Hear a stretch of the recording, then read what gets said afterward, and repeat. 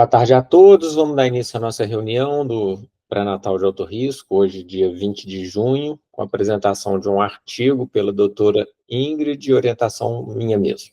Então, Ingrid, pode começar a sua apresentação. Ok, boa tarde, gente. Escolhemos, então, um artigo que fala sobre hipertensão gestacional, mas focado em relação ao tratamento. Já sabemos que hipertensão gestacional, o distúrbio das hipertensões da hipertensão na gestação é amplo, tem grande efeito na morbidade e mortalidade das gestantes, e esse estudo queria saber um tratamento direcionado, baseado em uma coisa mais palpável, e não somente na experiência da pessoa que está prescrevendo as medicações antihipertensivas.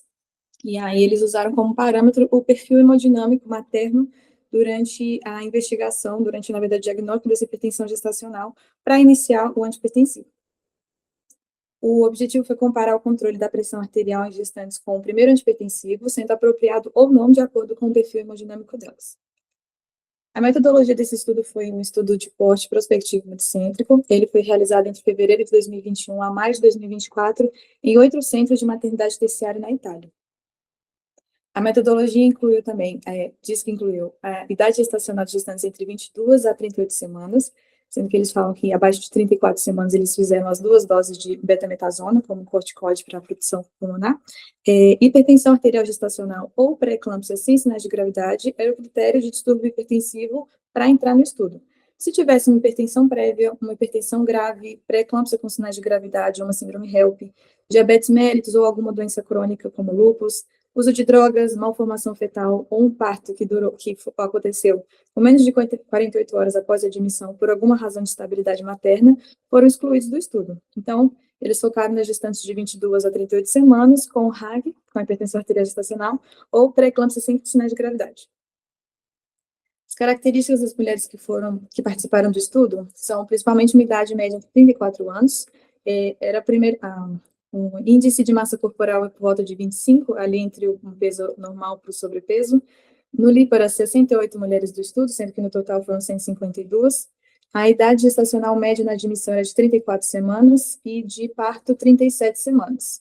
O peso ao nascer foi a média de 2.513 gramas e a pressão sistólica na admissão era em média de 145 e a diastólica em média de 91,5.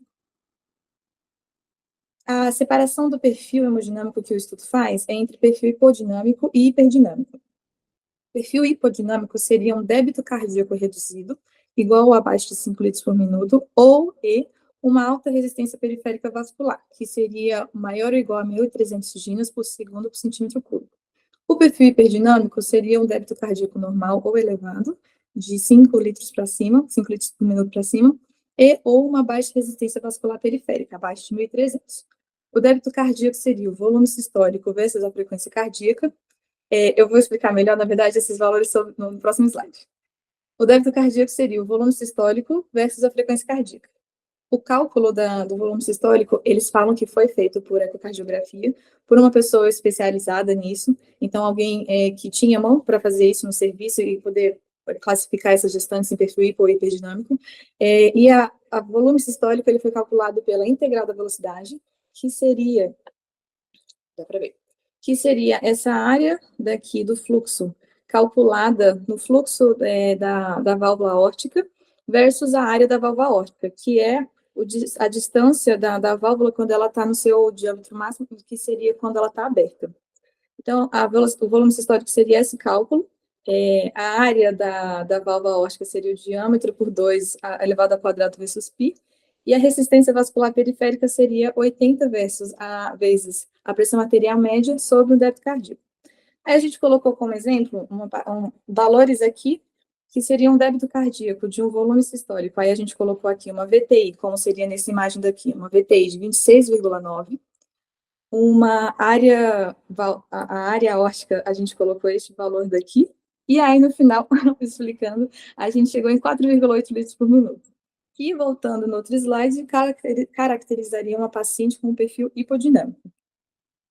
A resistência vascular periférica, a gente calculou, deu um exemplo aqui também, considerando uma pressão de 140 por 90, que a gente chegaria numa pressão arterial média de 107. Aí 80 vezes 107 sobre 4,8, que seria um débito cardíaco também que a gente acabou colocando.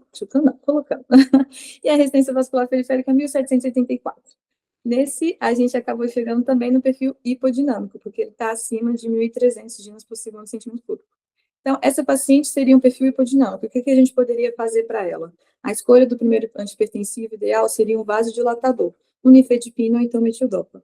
Se fosse uma paciente de perfil hiperdinâmico, a melhor escolha seria um beta-bloqueador não específico, como o labetalol. Do estudo, eles fizeram a monitorização das pacientes de 4 em 4 horas com o aparelho automático, e a pressão-alvo entre 48 a 72 horas era manter a sistólica entre 130 a 139 e a diastólica entre 80 e 89. Então, não manter hipertensa, mas também não fazia uma hipotensão. Dos resultados dessas 152 gestantes, 25% das gestantes, elas eram de um perfil hiperdinâmico e 75% de um perfil hipodinâmico. O próprio estudo fala que isso às vezes pode ser um viés, porque as pacientes que têm um perfil hipodinâmico costumam ter uma clínica um pouco mais exuberante, e aí, como eram como eram maternidades de nível terciário, talvez a razão de ter sido mais pacientes com perfil hipodinâmico tenha relação com isso. Dessas pacientes, então, com o perfil hipodinâmico, 86% foram tratadas adequadamente, e 47% do perfil hiperdinâmico foram tratados adequadamente.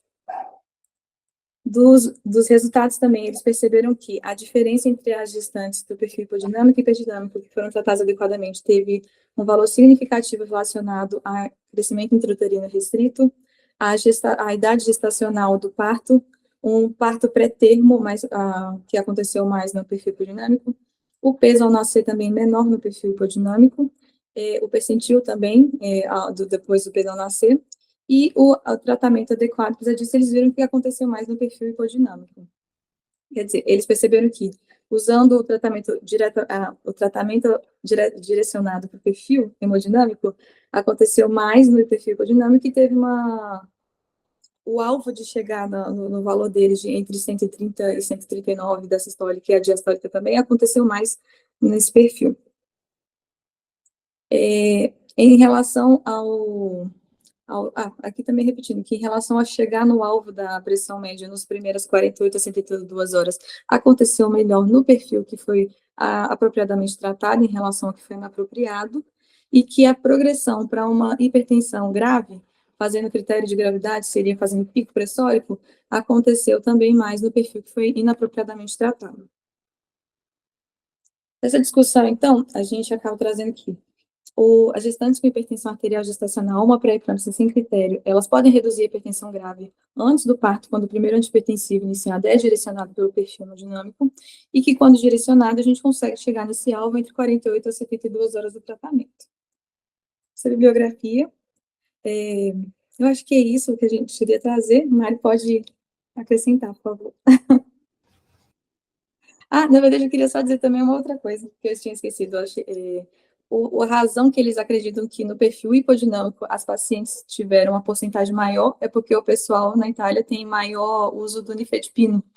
Os médicos acabam prescrevendo mais, tem mais uso dessa medicação, então acabou sendo essa coincidência. Obrigado, Ingrid. Nada. A apresentação foi muito boa, um artigo difícil, né, da gente ler, é um assunto novo para a gente, então achei que você conseguiu resumir bastante. Mas o que me chamou mais atenção desse artigo é o seguinte: eles dividem as pacientes hipertensas em dois perfis, esse perfil hiperdinâmico e o perfil hipodinâmico. E o antihipertensivo, então, ele é mais apropriado, que é mais para o perfil hipodinâmico, são os tradicionais que a gente usa, que 75% das pacientes na amostra dele era esse perfil hipodinâmico, né? Que é o nifedipino ou a metildopa, mas tem 25% das pacientes que têm esse perfil hiperdinâmico que se beneficiariam mais de iniciar com um beta-bloqueador, que no caso eles usavam o labetalol, mas a gente poderia usar o caverdilol, por exemplo, que é semelhante ao labetalol. Então, o que eu achei mais interessante desse artigo é que talvez a gente pudesse fazer uma classificação melhor dessas pacientes, baseado nesses parâmetros. Não são parâmetros fáceis de medir. Volta lá no slide, Ingrid, ele é fácil para quem faz eco, né? Mas para nós que não fazemos eco, ele não é tão fácil. Mas uma coisa que eu queria começar a testar lá na maternidade, fazer essa medida da velocidade da aorta, da velocidade do fluxo aqui na saúde da aorta, mais o diâmetro da aorta. São duas medidas aparentemente simples para quem faz ultrassom, desde que a gente tem um pequeno treinamento. Eu até queria que a doutora Cláudia estivesse participando hoje, eu tinha convidado ela para participar, porque ela é especialista em eco, em cardiologia e eco, mas a Cláudia, ela estava de férias, estava chegando de férias agora, não teve como participar. Mas eu queria ver exatamente isso, se é possível a gente determinar quais pacientes vão se beneficiar mais de um medicamento ou outro. 75% das vezes a gente está acertando, porque a gente começa com metildopa ou nifedipina, mas pode ser que 25% das vezes a gente, não que a gente esteja errando, mas a gente não esteja começando com o antihipertensivo mais apropriado.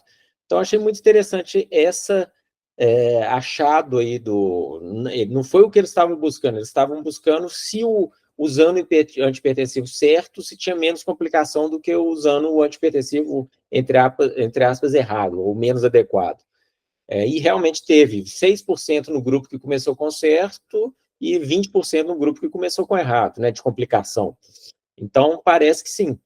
Então, assim, eu acho que talvez a gente pudesse fazer esse uso mais racional dos antihipertensivos usando esses parâmetros que foram descritos. Né? É muita conta, muito dado, mas objetivamente a gente precisa só de 4 parâmetros, né? Que é a frequência cardíaca da mãe, a pressão arterial e essas 2 medidas do eco, que é a velocidade integral da velocidade aí na saída da válvula aórtica e o diâmetro da válvula aórtica. Com essas 4 medidas a gente consegue fazer essa conta. Então, assim, me pareceu muito, muito interessante essa proposta. Lógico que primeiro a gente teria que ver se é reprodutível essa metodologia, se a gente conseguiria adotar essa metodologia. Então, eu tenho até uma proposta de fazer um mestrado com isso, estou só esperando um candidato para se voluntariar. E, primeiro, só determinando se a gente tem uma porcentagem igual, assim, 25% e 75%, 2 grupos semelhantes ao italiano. E depois partir para a escolha do antihipertensivo, mas, em princípio, só determinar se a gente tem esses perfis diferentes. A professora Eura quer fazer um comentário. Pode falar, Eura. Sim, na verdade, uma pergunta para vocês. Então, a principal indicação desse perfil hemodinâmico materno seria nos ajudar nessa escolha do antihipertensivo mais adequado, não é isso? Sim, sim. Porque os desfechos ficaram bem diferentes ali, de acordo com os perfis, né? Volta lá nos desfechos. Mas aqui, Eura, o que eles estavam vendo não era só o desfecho de acordo com o perfil. Eles estavam vendo se quando começou com o antihipertensivo apropriado, se o desfecho era melhor do que quando começou com o não apropriado, que é a tabela seguinte, mostra a tabela seguinte, que é essa segunda linha que a Ingrid ressaltou aí. Então, quando está com o apropriado, teve 6% só de evolução para hipertensão grave. E quando começou com o inapropriado, teve 20% de hipertensão grave. Seja quando começou com nifedipina no grupo hipodinâmico, hiperdinâmico, ou quando começou com labetalol no grupo hipodinâmico. Então, quando foi errado ou inapropriado, a taxa de progressão para complicação foi maior e o tempo que demorou para chegar na pressão-alvo foi menor também. Aliás, quando foi apropriado foi menor do que quando foi inapropriado, entendeu? Entendi. Na verdade, às vezes, 75% das vezes a gente está entrando com certo. A gente não tem muita opção também, né? Pois é, mas tem o Caverdiol, teve até aquela aula que o professor Cabral deu, quem não assistiu vale a pena, ela está lá no YouTube do GOB, sobre o Caverdiol, ele falando que o Caverdiol é basicamente o mesmo classe do labetalol. Ele é pouco estudado aqui no Brasil fora do Brasil, porque eles têm o labetalol, mas aqui no Brasil seria uma boa opção. E a gente, de vez em quando, está usando lá na maternidade como terceira opção. A gente começa com nifedipina, metildopa, não controlou, a gente entra com Caverdiol. Mas se a gente tivesse esse dado previamente, às vezes valeria a pena entrar com Caverdiol antes. Sim. Então, eu fiquei assim, porque é uma coisa diferente, é difícil você ver coisa diferente nessa área, né? É uma proposta diferente de abordagem da hipertensão. Então, eu fiquei bem animado com esse estudo, queria perseguir mais essas informações. Quem estiver disposto a fazer mestrado aí pode me procurar que a gente... É um estudo simples, em princípio, só determinar quantos por cento de pacientes a gente tem de cada perfil. Né? Lógico que quem vai fazer teria que ter o treinamento de como fazer o eco, mas isso a gente providencia com nossos ecocardiografistas. Podíamos até acrescentar o Doppler da oftálmica também, né, Eura, para uma informação a mais, resgatar aí o que a gente faz. Tem muito tempo que a gente não faz, mas eu achei bem legal. Pode parar a sua projeção, Índia. Tá bom. O que vocês acharam, gente? Alguém quer fazer mais algum comentário? Eu gostei, parabéns. Obrigado. Achei bem legal esse estudo também. Alguém aí, os residentes ainda estão meio perdidos. Ana Luísa, alguém mais experiente, o que vocês acharam aí dessa proposta?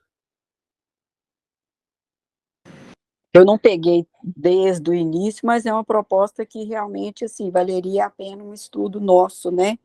E o Carvedilol realmente dá para poder substituir, então eu acredito que vale a pena esse mestrado aí, viu, Mário? Pois é, fiquei curioso para saber se nós temos esse perfil. Tanto que eu e a Ingrid, nós somos atrás de como que fazer a medida, porque no artigo não está bem descrito a medida, não está tão detalhado. Aí nós corremos atrás para ver se a gente achava esse detalhamento para ver se era factível, né? E quando a gente fala de débito cardíaco, resistência vascular periférica, tem muitos... a descrição principal é através de medidas invasivas, com catéter de Swan-Ganz, essas coisas. Só que, logicamente, para essas pacientes que estão lá na maternidade, não foi feito medida invasiva. Então, nós corremos atrás e nós chegamos nessa fórmula aí. Nós estamos querendo ver, né, se vai funcionar. Nós vamos testar nos próximos pacientes aí, e contando para vocês se a gente conseguiu fazer essa medida. Vale a pena. Então tá, gente. Então, vou agradecer a presença de todos. Semana que vem nós vamos ter um caso clínico. Então tá, boa noite para todos. Até semana que vem. Obrigada, abraço, boa noite. Obrigada. Obrigada.